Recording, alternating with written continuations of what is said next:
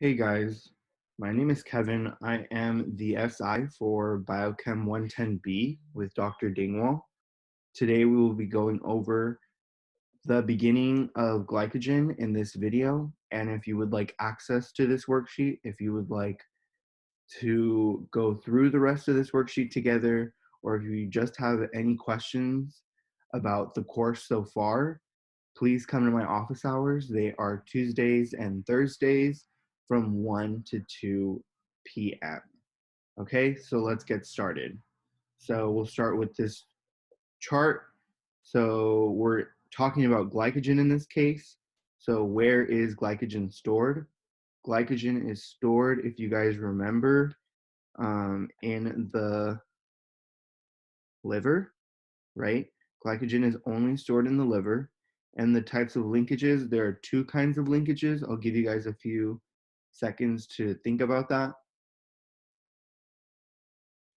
All right, so the types of linkages, we have alpha, 1, 4, and the types of linkages are going to be glycosidic linkages.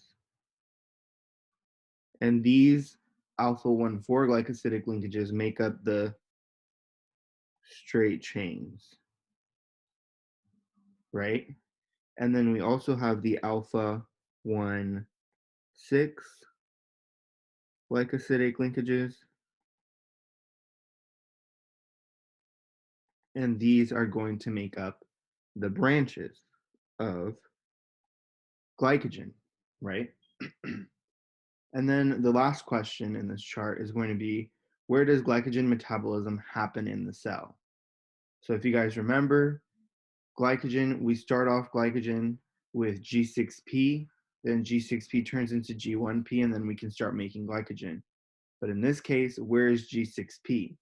G6P is going to be found in the cytosol because that is where glycolysis happens. So glycogen metabolism is also going to occur in the cytosol. Okay.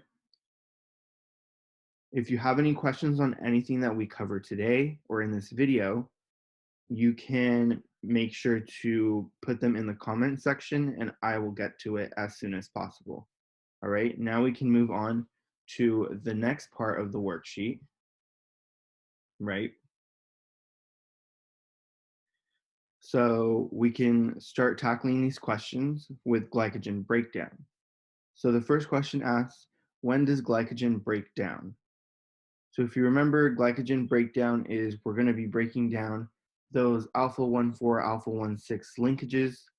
We're going to be using two enzymes. One of them has two different functions, right? So glycogen breakdown is going to occur in times when you are in fight, flight, or fright mode per se, right? And in these times, it's when you either have low blood sugar or your body is secreting a hormone such as epinephrine that triggers this, right? And this kind of leads to the next question, right? What hormone favors glycogen breakdown? And in this case, there are two hormones that favor glycogen breakdown. One of them is going to be glucagon, and the other is going to be epinephrine. Epinephrine is going to be the one, like we said before, that's going to be that fight, flight, or fright mode.